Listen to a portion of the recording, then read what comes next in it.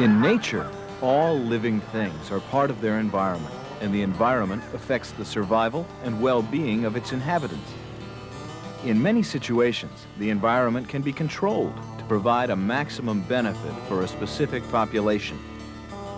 In the hospital, the operating room environment is one that must be controlled. It's designed to ensure maximum benefits and safety for every surgical patient. The concepts and principles of aseptic technique are used in creating and maintaining that environment.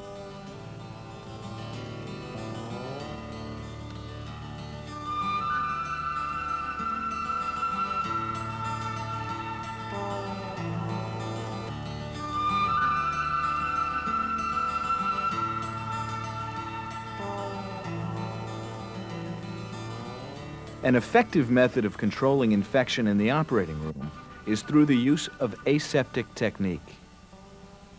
Aseptic techniques are the methods used to maintain asepsis. Asepsis is the absence of disease-causing microorganisms. Surgical aseptic technique is creating and maintaining a controlled environment free of bacteria, viruses, and fungi. This is also called sterile technique. Sterile means being maximally free of all microorganisms. Sterile field is the area and people immediately around a patient that have been prepared for a sterile procedure.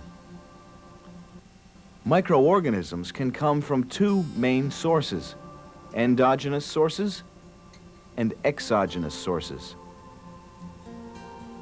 Endogenous microorganisms are normally found within the body.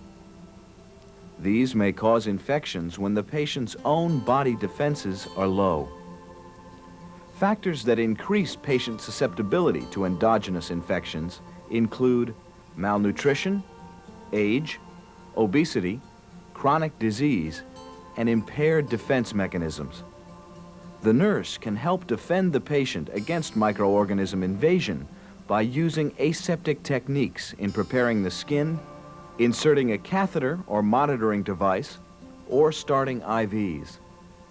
Patients can also be infected with exogenous microorganisms that are outside his or her body.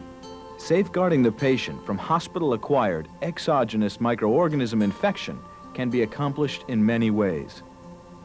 Controlling traffic in the surgical suite is one way.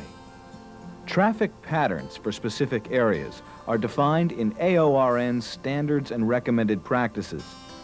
Unrestricted areas, where street clothes can be worn, include control points where the suite interfaces with the rest of the facility. Semi-restricted areas are the peripheral support areas within the OR suite. These include, but are not limited to, storage, work areas, and corridors. Here, scrub attire and caps are worn. The restricted area requires full operating room attire, including masks.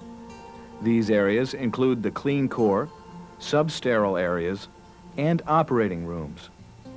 Another environmental factor is the control of air currents. Effective air ventilation and filtration, unidirectional air currents, and laminar flow rooms decrease airborne contamination. While air turbulence created by opening doors, fanning of linen, excessive numbers of people in the OR, incorrectly worn face masks, and excessive talking may all increase microbial numbers. Environmental sanitation is also a factor in preventing transmission of exogenous microorganisms. Germicidal cleaning solutions used in environmental sanitation destroy microorganisms. Germicidal chemicals that kill most viruses, bacilli, and fungi are called disinfectants. They are used on inanimate objects.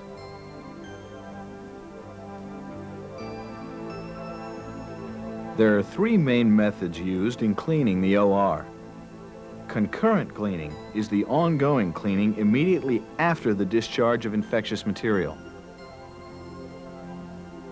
End-of-case cleaning is performed between surgical cases. Terminal cleaning can be done following the final procedure of the day. All of these factors are important in controlling the operating room environment. However, people are the major source of contamination. The primary factor in controlling exogenous microorganisms is adequate washing of hands before any patient intervention using antimicrobial solutions. The surgical team is responsible for isolating microorganisms by their practice of aseptic technique. The foundation upon which aseptic technique is built lies in the surgical conscience of every person in the OR. Surgical conscience is knowing and adhering to the principles of asepsis and sterile technique at all times. Each person's behavior and actions are guided by their internal beliefs and attitudes. Therefore, when one has a surgical conscience, performance of aseptic technique is consistent, whether the person is alone or observed.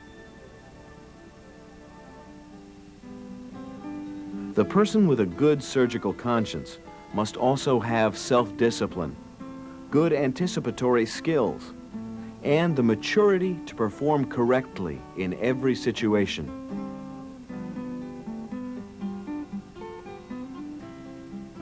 Knowledge of concepts and principles of aseptic technique is essential for controlling the operating room environment. There are 8 principles of aseptic or sterile technique. Principle number 1. All items used within a sterile field must be sterile. There are many ways to kill microorganisms to provide sterile instruments or supplies. Sterilizing agents include steam, ethylene oxide gas, liquid chemicals, dry heat, and radiation. Sterile items are kept in closed storage located in appropriate areas. These instruments and supplies may be packaged in a variety of materials, which can be reusable textiles, non-woven fabric, plastic, or hard containers.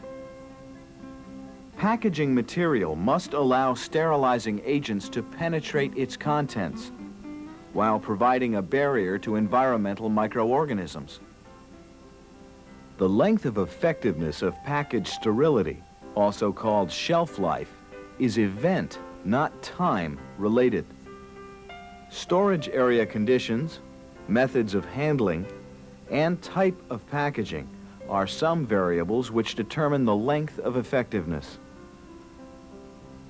Each sterile package must be inspected for integrity before being opened to ensure that its contents have not been compromised by holes, punctures, rips, or moisture.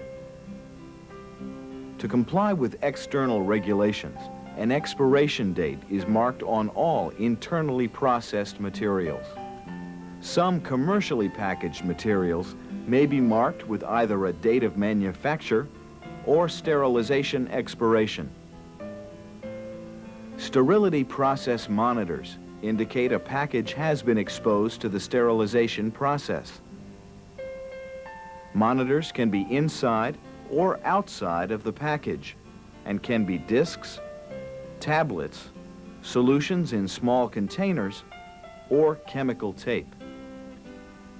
Always check the following before opening a sterile package: the integrity of the package, the expiration date, and the sterility process monitors.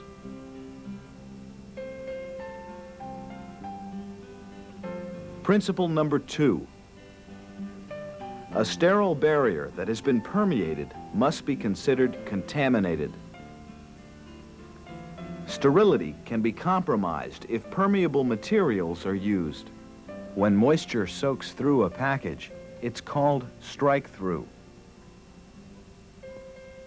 Any article that has become wet is considered contaminated, even if strike-through cannot be directly observed. Many of today's materials are fluid-resistant and antimicrobial, but may be punctured or torn. If a sterile barrier is mechanically disrupted, for example, a needle puncturing a glove, a surgical conscience will demand the situation is acknowledged and corrected. Hard container systems should have intact filters. Principle number 3. The edges of a sterile container are considered unsterile once the package is opened. These boundaries are hypothetical and are safety margins. The boundaries should be maintained in an aseptic environment to prevent accidental contamination of a sterile field. In opening large packs, the cover becomes the barrier to create the sterile field. With some commercial packs, place your hand under the fold of the material. Open the back and then the front flap. Each side flap should then be opened. Care should be taken to walk around the pack and not reach over the sterile field. When opening small packages, open the far side first and the near side last. Secure the wrapper tails so they will not spring back and contaminate the sterile item. Extend the contents toward the sterile person so he or she can lift it away from the package cleanly without touching the wrapper sides. In opening peel packs, separate the edges by rolling them back over your hands. The sterile contents can then be offered to the scrub person in a way that minimizes the possibility of touching the unsterile edges.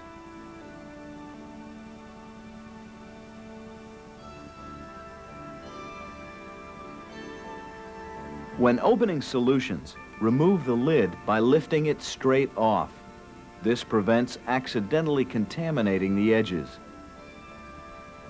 Pour the solution carefully to prevent splashing or touching the sterile field. Do not allow solutions to run down the bottle and drip onto the sterile field.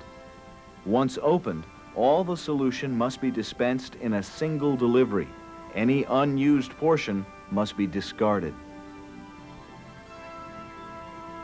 Principle number 4. Gowns are considered sterile in front from shoulder level to table level, and the sleeves